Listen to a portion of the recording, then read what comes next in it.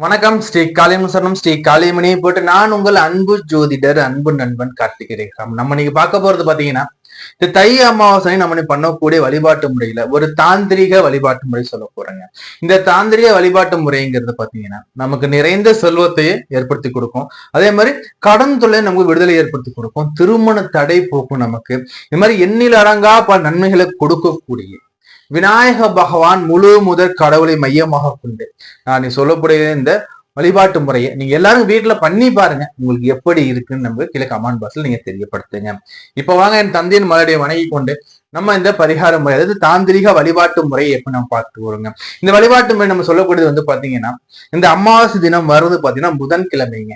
இந்த புதன்கிழமைங்கிறது யாருக்கு ரொம்ப உகந்தது பாத்தீங்கன்னா விநாயக பகவானுக்கு ரொம்ப ரொம்ப உகந்தது இந்த புதன்கிழமைங்க. அதாவது உலகின் முதற் கடவுள் சொல்லக்கூடிய அந்த மூசித வாகன் சொல்லக்கூடிய அந்த விநாயக பகவான் கற்பகநாதனுக்கு உகந்தது பாத்தீங்கன்னா இந்த புதன்கிழமை. இந்த புதன்கிழமை பாத்தீங்கன்னா புத்திக்கு காரோதம் சொல்லக்கூடிய புதன் பகவானுக்கும் பிறந்த நாள் இந்த புதன்கிழமை. இந்த நன்னாள்ல இந்த திருநாள்ல இந்த தை அமாவாசை அமர்றதுங்கிறது நமக்கு பாத்தீங்கன்னா ரொம்ப ரொம்ப ரொம்ப அதிசயத்தின் மேல அதிசயங்க. இப்படியே இந்த அதிசயமா அமர்ந்திருக்கக்கூடிய இந்த நாள்ல என்ன சார் பண்ணணும்னா என்ன பண்ணுங்க, நான் சொல்லக்கூடியது வந்து எருக்கன் செடி வச்சுதாங்க பேச போறேன். இப்போ எருக்கங்கிறது பாத்தீங்கன்னா விநாயகர் வழிபாட்டுல மிக முக்கியமானது பாத்தீங்கன்னா எருக்கம் இலை, எருக்கம்பூ, எருக்கம் செடி.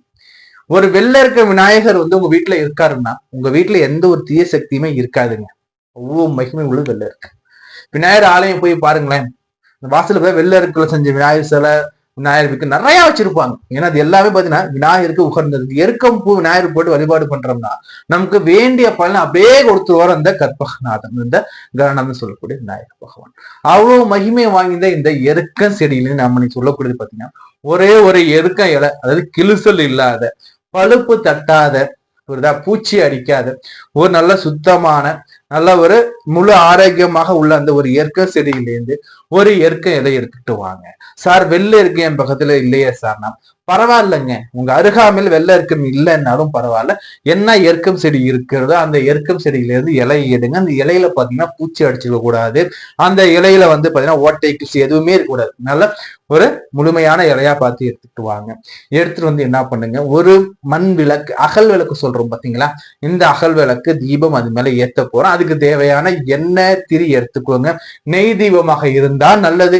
நெய் தீபம் இல்ல சார்னா நல்லெண்ணெய் வச்சும் நீங்க தீபம் போடலாங்க. அதே மாதிரி என்ன பண்ணணும்னா காலையில இந்த தீபம் போடுறோம்னா இல்லைங்க, காலையில நமக்கு நிறைய வேலைகள் இருக்கும். இந்த விரதத்தெல்லாம் முடிச்சுட்டு என்ன பண்ணுங்க, மாலை நேரத்துல அந்தி சந்தி நேரம் சொல்றோம்ல பாத்தீங்களா, அந்த இரவும் பகலும் அந்த கலந்து நிற்கும் பாருங்க. ஒரு 5:30 மணில இருந்து 6:30 மணிக்குள்ள பாத்தீங்கன்னா அந்த அந்தி சந்தி வேலை சொல்லும் அந்த 1 hour. இந்த 1 hour இடைப்பட்ட நேரத்துல என்ன பண்ணுங்க, உங்க பூஜை அறையில விநாயகர் புகைப்படத்துக்கு முன்னாடி ஒரு மணப்பலகையை போடுங்க. மணப்பலகைன்னா ஒரு சின்னோட பலகையை போட்டுட்டு சுத்தம் பண்ணிட்டு அந்த பலகை மேல என்ன பண்ணுங்க, மஞ்சள் சந்தனமா தெளிச்சு சுத்தம் பண்ணிட்டு அந்த பலகை மேல இந்த இலைய வையுங்க. இந்த எருக்க இலைய இந்த பலை மேல வையுங்க.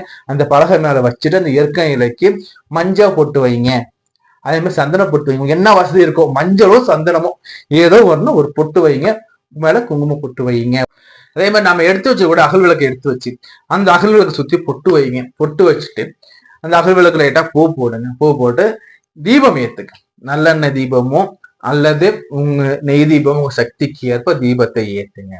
தீபத்தை ஏத்திட்டு ஃபர்ஸ்ட் விநாயகர்கிட்ட உங்களுக்கு என்னென்ன குறைகள் இருக்கோ அத்தனையும் நீக்குங்க. அந்த தீப ஒளிங்கிறது விநாயகர் அங்க எழுந்தருள் இருக்கார் உங்கள் இல்லத்துல நினைச்சுக்கோங்க. இந்த எருக்க இலை மேல எரியக்கூடிய விளக்கு, அந்த விளக்கு தீபம் எப்படின்னா அந்த முதற் கடவுள்னு சொல்லக்கூடிய விநாயக பகவான் உங்க வீட்டுல எழுந்தருள் இருக்கார், அதாவது தீப வடிவில உங்க கண்முன்னு இருக்காருன்னு நினைச்சுக்குவாங்க. நினைச்சுக்கிட்டு என்ன பண்ணுங்க, உங்களுடைய கஷ்டங்கள் குறைகள் எல்லாம் நீங்கிறதுக்கு அவர்கிட்ட வாய் விட்டு சொல்லுங்க.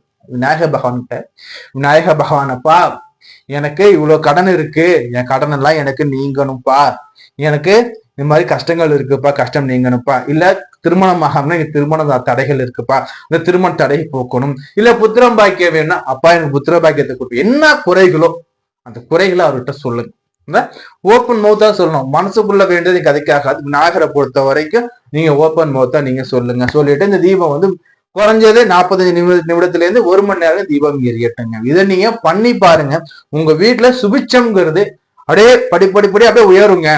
ஏன்னா இந்த நேரத்துல புதன்கிழமையில வருகின்ற தை அமாவாசை உங்க முன்னோர்களும் வருவாரு. இந்த தை அமாவாசை முன்னோர்கள்லாம் வழிபாடு பண்ணிய பிறகு மார்னிங் என்ன பண்ண போறோம், நம்ம அந்த அமாவாசை விரதம் எல்லாம் கொடுத்துட்டு தர்ப்பணம் எல்லாம் நம்ம கொடுத்துட்டு விரதத்தை பூர்த்தி பண்ணிட்டு முன்னோட ஆசுவை நம்ம வாங்கிட்டு என்ன பண்றோம், அடுத்து விநாயக பகவானை வழிபாடு பண்றோம். விநாயகரப்பா எனக்கு இதெல்லாம் நீ செஞ்சு கொடுப்பான்னு கேட்கும் போது அந்த விநாயகர் உங்களுக்கு அருள்வாருங்கிறது நிதர்சனமான உண்மைங்க. இதை நீ உங்க வீட்டுல எல்லாம் செஞ்சு பாருங்க. செஞ்சு பாரு, உங்களுடைய கருத்து கமெண்ட் பாக்ஸ் தெரியப்படுத்துங்க. உங்களுக்கு ஜாதகம் பார்க்கணும், திருமண பொருத்தம் இல்ல ஜாதக சம்பந்தமான வேறு ஏதோ பிரச்சனைகள் இருக்குன்னு நீங்க பிரியப்பட்டீங்கன்னா ஸ்கிரீன்ல என் நம்பர் கொடுத்துருக்கேன், கால் பண்ணி நம்மகிட்ட அப்பாயின்மெண்ட் வாங்கிக்கிறோம். நான் உங்கள் அன்பு ஜோதிடர் அன்பு நண்பன் கார்த்திகேயன். நான் உங்கள் வேறு காணொலி சந்திக்கிறேன். அனைத்து வளமும் அனைத்து சொல்லும் பெற்று அனைவரும் இன்புற்று வாழ என் காளியம்மனை பிரார்த்திக்கிறேன். நன்றி, வணக்கம்.